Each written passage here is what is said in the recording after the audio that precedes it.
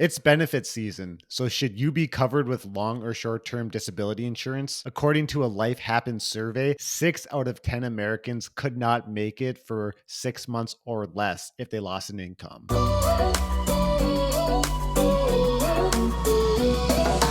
Hello, neighbors, and welcome to Neighborhood Money, a video podcast here to help you grow your financial knowledge and build a life you deserve. We are back here in the neighborhood studio for what I believe is our 13th episode, and I'm here with my co-host, Drew. I'm Cavan, and we're here to talk all about disability insurance. Man, Drew, I'm fired up for this conversation because I think it's such an important and overlooked insurance product that most people just don't have. Overlooked is a pretty good way of saying it. These short-term and long-term disabilities, they tend to be plans that if you're working with somebody, they offer, and you may just go in them and not even know why. Or you might just say, I don't want to spend an extra couple bucks a month just to cover something that I probably won't use. So Right. I think this episode, I hope that we can get across some reasons why or why not that these may fit for you. And very timely. I think for my company, we are in benefit season in about a week or two.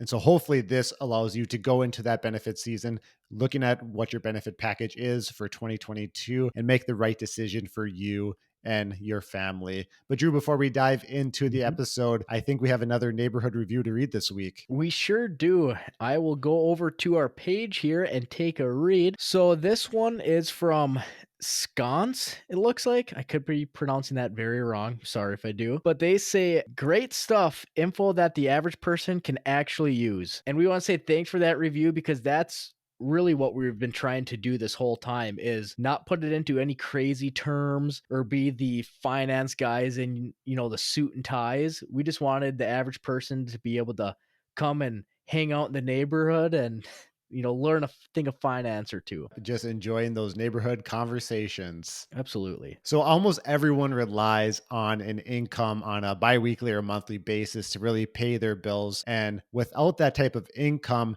you could really be in a whole lot of trouble if you don't have things in place to allow you to continue to pay on your mortgage, rent, or utilities. And there's really three main ways that you can protect against loss of income. One is just really doing nothing about it. The second way is to Yep. self-insure, which ultimately says, I'm just going to save a bunch of money so that I can make it through any type of event where I may or may not be able to work. Some sort of emergency fund. Absolutely. And then the main, topic of this episode is Yeah. purchasing disability insurance. Yeah, these disability insurances, they are a way to supplement basically the first two things you said is either not being prepared for it or having some type of emergency fund. That emergency fund, if you were to be building up and saying you wanted to use it for if there were any car problems or house problems and you have health insurance, so you're not worrying as much about your health. But this is one of those supplemental benefits that you can add on there that's not going to be eating into your savings or your emergency fund. And they will Mhm. help you get through times and periods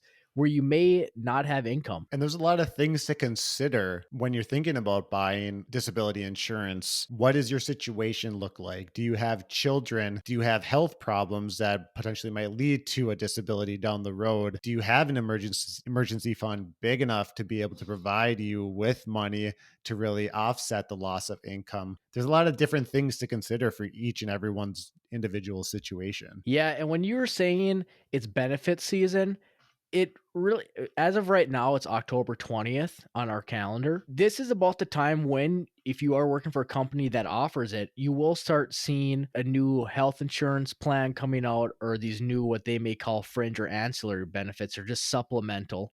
And when we had the family business and I had to come back and deal with this portion and this side of the business, I was always making sure I asked a lot of questions to our agents and really made sure I got an understanding of what these plans for our company specific plans were. And I really tried my best to make it knowledgeable to the employees of knowing what to get into, if it works for them or not. I sat down with quite a few of them and just really wanted to say, these are what we're offering. This is what this plan is. This is what this plan is. This is what this plan is. Is this sounds like something that would fit potentially in your lifestyle? And we got a few people on board for it. And one person that actually helped significantly. Can you give the example of how it really helped them out in their life? It was a benefit season, and we just switched from one insurance provider to another. But I started telling the guy, hey, this is what short term disability is. This is what, accident, long term, whatever it may be. He goes, you know what? I think that short term disability would be a good one because you just never know. And you do Right. never know. And that's why Hmm. it's kind of like an insurance policy in Right. case the worst case scenario. He signs up for it.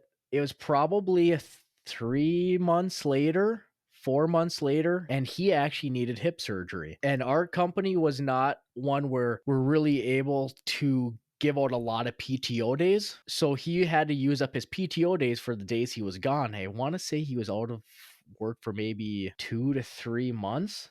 I could Okay. be wrong. But after he used up all his PTO days, he still had the position at the work. But if it wasn't for the short term disability, he would not have had any income to help supplement his family and keep Right. paying the bills that are just reoccurring. If Hmm. you get hurt, your bills don't stop, they keep That's coming. true. Your obligations are there forever or until you pay off the debt or whatever it Yeah. might be. And it just worked out nice where we didn't actually cover the cost for short-term disability. It was a voluntary for the actual employee. If they wanted it, they had to pay 100%. Hmm. But going through a group plan, it was a little bit cheaper. So when he got the money, he really didn't have to pay any taxes on that, at least not to my knowledge. So when he got a check, it was for a cash value that was very similar to what his paycheck could have been with all his other deductions and going into retirement were. So to be able to keep the lights on and help out the family, I think that was an awesome plan for him to get into because without it, you just are kind of a loss for income. And he has hip surgery, so you can't really be doing a whole lot of moving around on that. I think it's really a good point is that it is just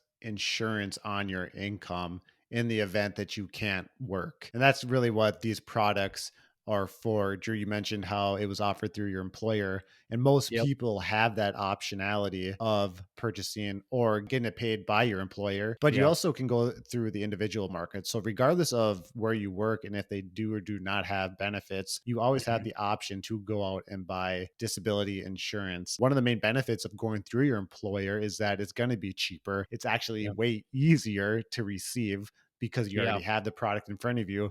But one thing to consider is that you are very limited on the policy provisions or just Yep. how the policy is made up. That side of it is for sure true. If you're an individual on the individual market, you can really shop around and customize exactly what you want and pay what you're willing to pay for it. With the Mhm. group plans such as our own that we had, it's a one size fits all for lack of better terms, Right. but it is a little bit cheaper because it's through a group and an employer. And the other side of it that's pretty nice is they don't really ask you all these personal questions for getting your cost structure. So instead of saying, are you a smoker? Do you do a physical activity? Do you have pre-existing conditions, et cetera, et cetera? You don't really go through such a rigorous hoops to jump through, I guess I could Sure. say. So that's the one nice thing about the group where you're pretty much almost guaranteed to get onto the plan, or the individual one they could deny you with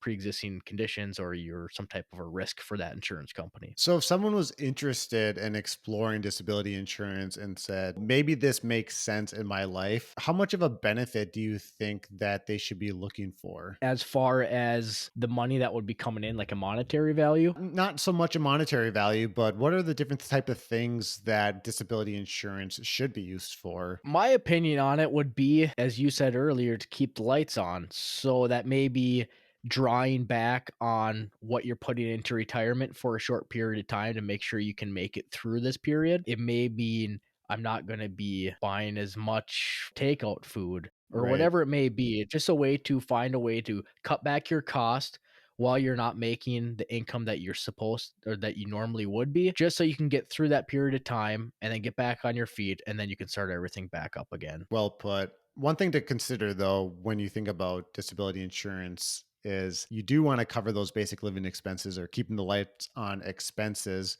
But depending on the type of product that you have, taxes kind of come into play. So just make sure that whatever product you have, and it's really dependent on who pays for the product and Yeah. where it comes out of your paycheck or the employer, depending on if you get taxes taken out or not, because that could have a significant impact on you if you are expecting, let's just say, $5,000 per month in short term or long term disability. But after taxes, you're only really seeing about $3,000. And I think there are some policies out there that offer to deduct the taxes out of what they end up sending you. So that's something to look into as well. But it is something to keep in mind. If you are going through this situation, it's always smart to consult with a tax professional just to make sure that you're good to go. If your employer is paying for your disability insurance premiums, you're more than likely going to be paying taxes on your benefit if you started receiving one. If you pay for your disability insurance premiums on a pre tax basis, you're going to have to pay taxes on the benefit. If you pay for your disability insurance premiums on a post tax basis, then you won't be taxed on your benefits. And then if you're in the situation where you have a mixture between you're paying some of the premiums and your employer's paying some of the premiums, you are only taxed on the portion that your employer pays, as well as any pre tax contributions you make. So, just something to keep in mind. Taxes can be complicated, but they definitely can be impactful when you are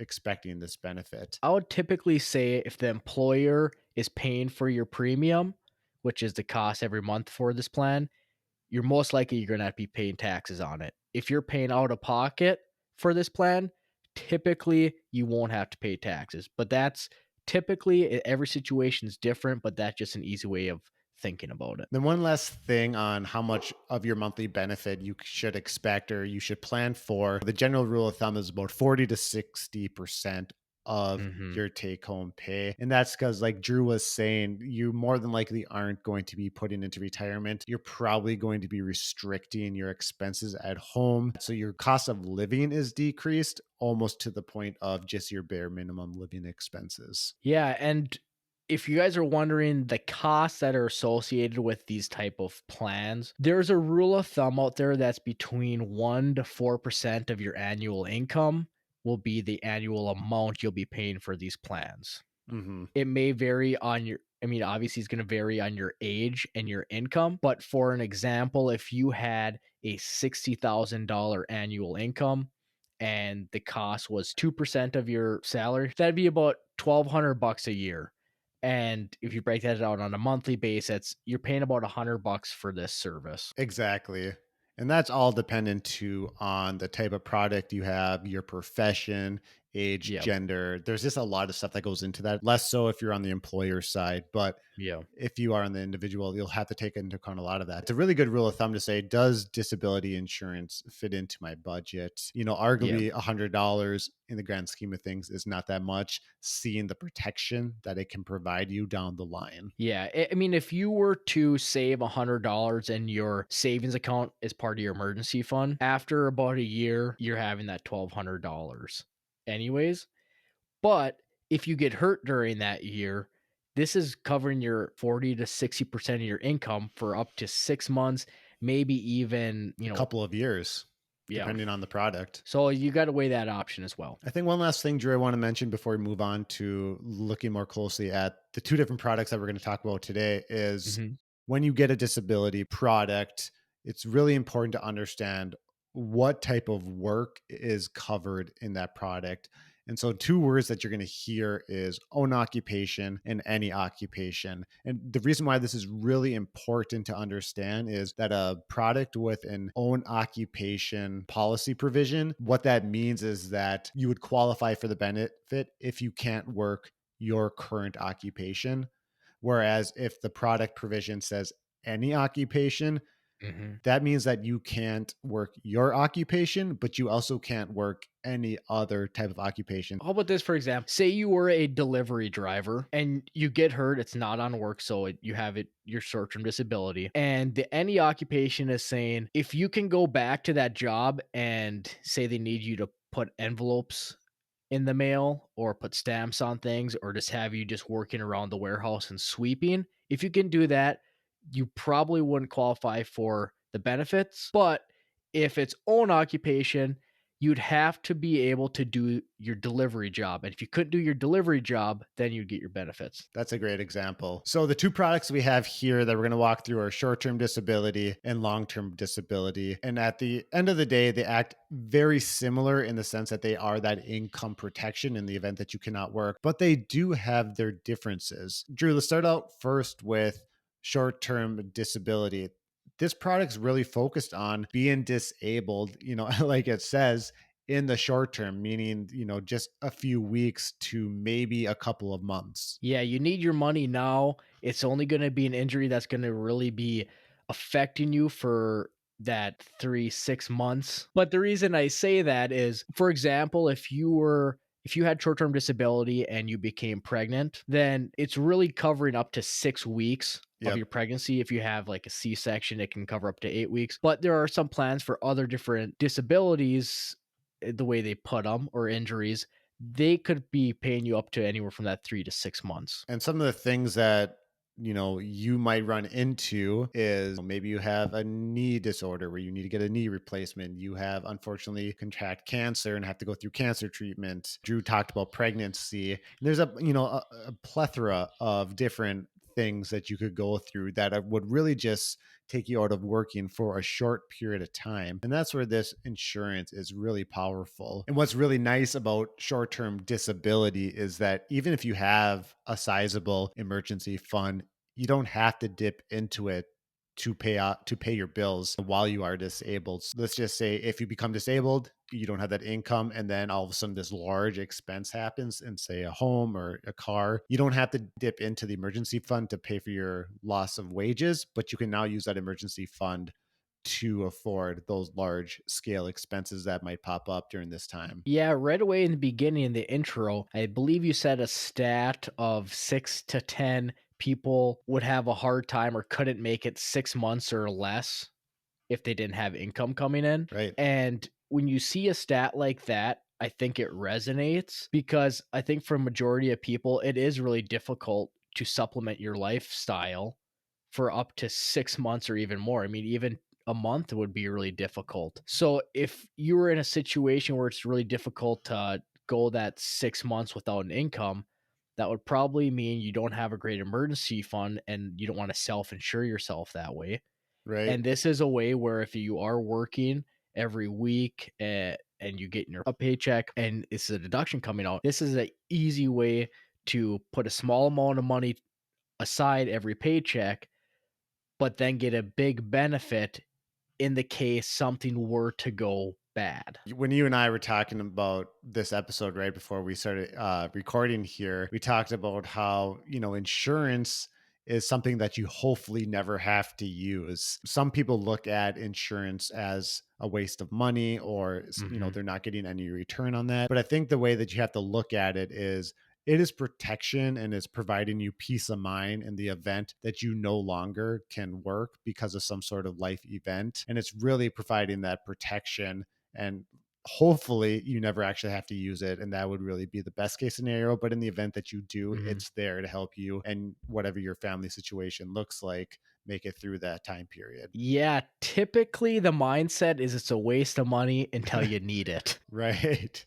Exactly. So that's one of those it's those give and takes with insurance is, at the end of your career, if you looked back and you said put money towards this every single paycheck and you never needed to use it, I would almost take that as a win because that means you never got seriously injured. But there is that side of it where if you do need it, I mean, what a great little piece of peace of mind that you'd have. Then on the flip side of short-term disability, so that only covers you up to a certain amount of weeks, thus short-term. Yeah. There's long-term disability. And what Yep. this product does is it allows you to get a benefit, receive a benefit in the event that you are disabled for a very long period of time. And so the main difference here is that short-term disability really provides you that benefit fairly quickly, whereas a Yeah. long-term disability product, you actually have to wait 90 and up to 180 days before you can actually start receiving benefits. And Yeah. that's a long time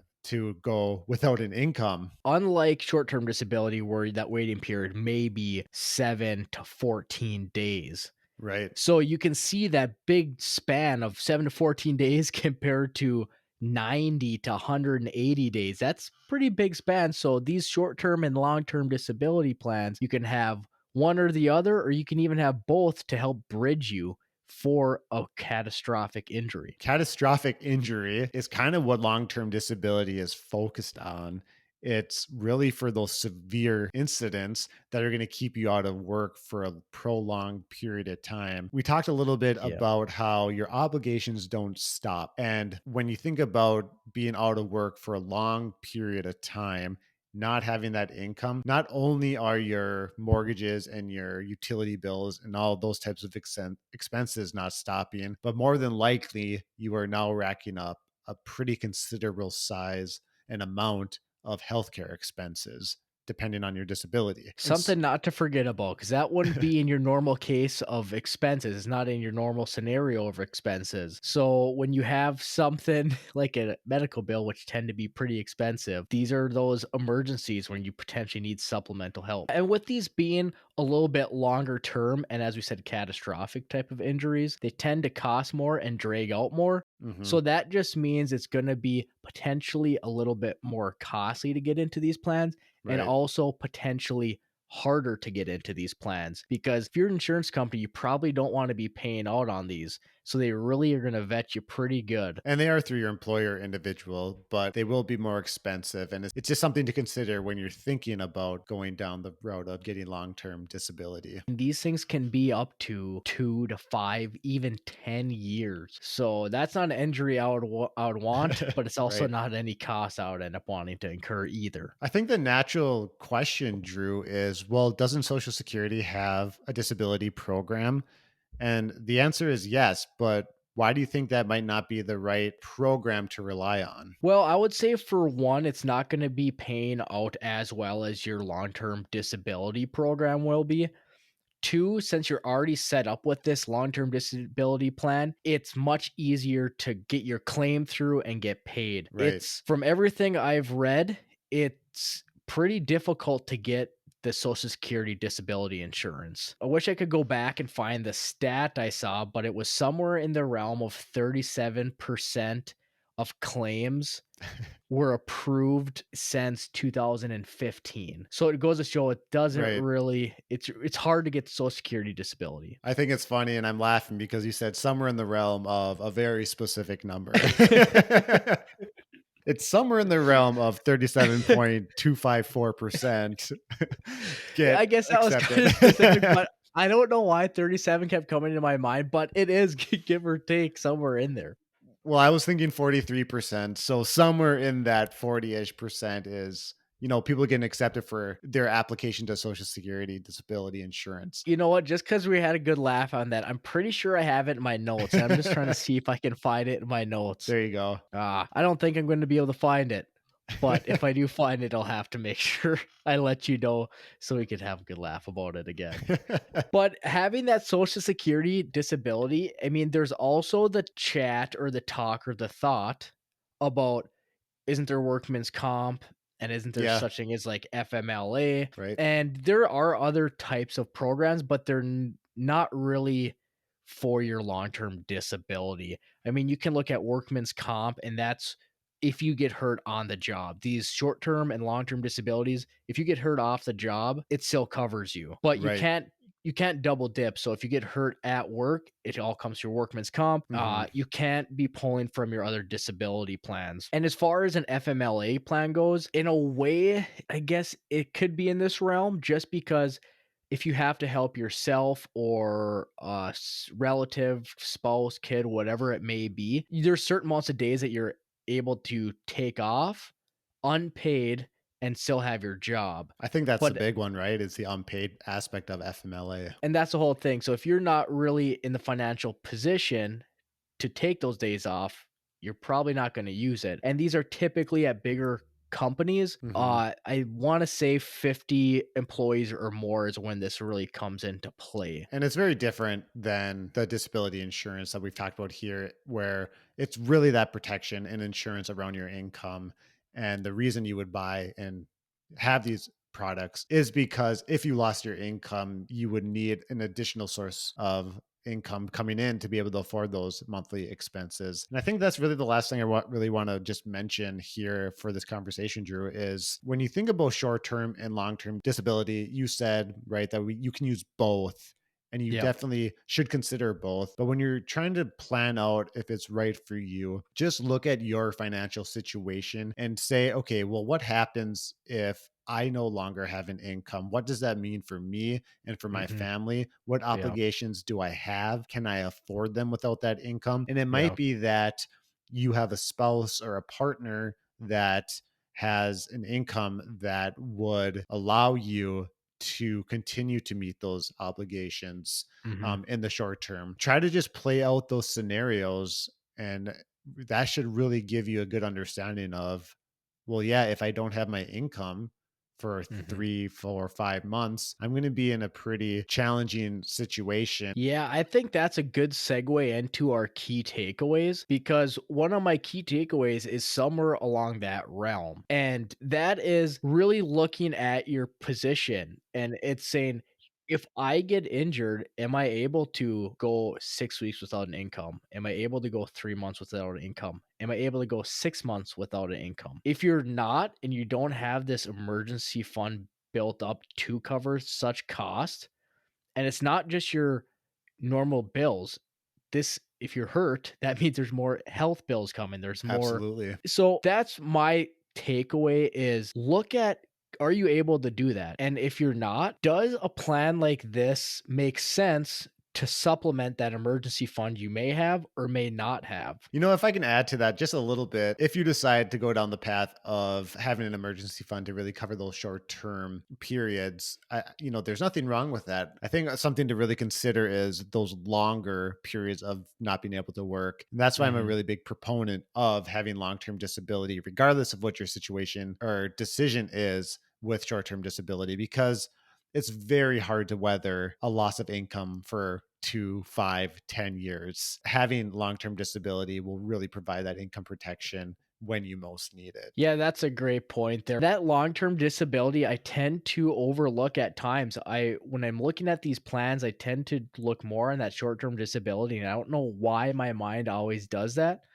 But being able to have short-term and long-term and bridge that period of time is huge. And if you do have that injury that lasts longer, that catastrophic injury that lasts longer than what your short-term disability would pay, you have to have something, some type of income that's going to pay your bills. Right. Otherwise, you're going to be in a world of hurt and there's going to be much more stress than you already have from being injured. These insurance products are removing that stress and giving you that peace of mind. And I think that's a really good way to end the conversation is don't look at Mhm. them as an excess fee or a waste of money, but Yeah. rather look at them as you are buying peace of mind in the event that a very severe or even minor for short term type of event happens and that you'll be okay to make it through that period of time until you can get back to work. So that will bring us into our last segment of the show of what's happening in the neighborhood. So I think I will let you start this week, Kev. Nice. Or I think you should call me Chef Cavan, as my last week has been primarily revolved around cooking up some steak and crab in the kitchen. Ooh, so we got Farmer Drew and Chef Yep, Stack. there you go, Chef Stack. But yeah, so I got the sous vide out. I've got the New York strips vacuum sealed, put them in the sous vide. So I got that rolling and pan seared them. Also cooked king crab for the first time. And Ooh. the main reason I did this is because my sister had flown in from Denver, Colorado, and was here for my cousin's confirmation. She came over for the evening and we had a big family dinner. And I was like, why not treat everyone to steak and crab? Because who doesn't like steak and crab, right?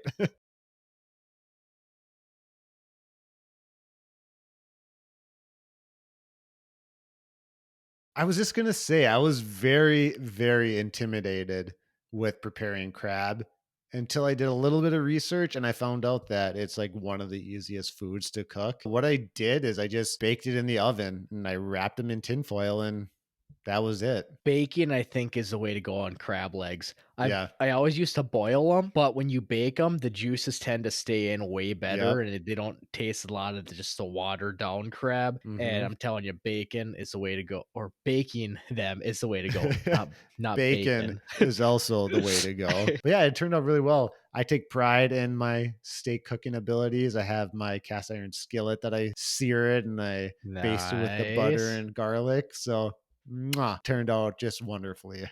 I love it. Well, since you were cooking, I wasn't going to say this week, but every time you say something, it makes you remind me of something else. So I bring it up. But if you're Chef Stack and I'm Farmer Drew, something I did this week was I picked the Roma tomatoes out of my garden Nice.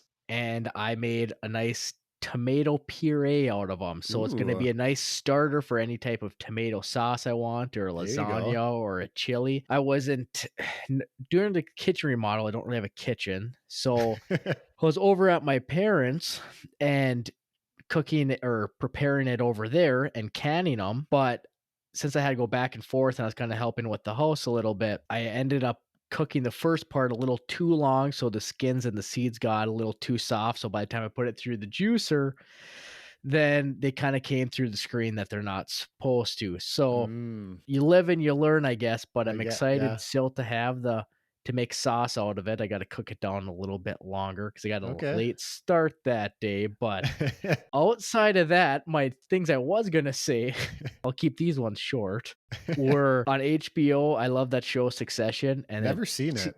season 3 just premiered, so I watched that. Still pretty good, not gonna lie, and I'll keep the next one short as well because I don't wanna talk about it too much. But the Vikings played over the weekend, and once again, they might be the most stressful average team I've ever met. They get Isn't your hopes up just enough, and then they just take your hope away, or they make you so mad at them when they win, you're not even happy. I think that's just a Minnesota fan. It doesn't matter the sport. It doesn't. And it just, I mean, they come down, there's less than 2 minutes, and we're up by 8 points, and we let them come back and tie us with a touchdown and a two-point conversion. Hey, but they made it interesting and they pulled off the W, so that's Yeah. Well, all that matters, we came back after that tie, right? and we missed a field goal for the win. So, I think I saw something on the internet Yeah. after. They said there's only 3 things certain in life: death, taxes, and the Vikings missing kick. Our, field goal, our kicking woes continue. I feel like that's been since I've been born, so Uh, it's a part of life at this stage, right? it's brutal, but when we win a Super Bowl, it's gonna be sweet. Well, anyways, that wraps up this week's episode of the Neighborhood Money Podcast. I do want to mention that we will be drawing the winner for the Adam Thielen autograph after this show today, and we'll be posting that online that it's closed. The giveaway is closed, and we'll DM the person or the winner, and we will get their information and ship the autographed picture out. Yes. Thank you to all of you that participated in that. It was a fun little first giveaway for our neighbors here in the neighborhood money community. It was, yeah, thanks. I know it probably really wasn't finance related, but I like the Vikings, so well, sometimes I hate them. But anyways, that wraps up the episode. We want to thank you guys for listening. Make sure to subscribe, write a review, give us a like, and we will see you guys next week in the neighborhood.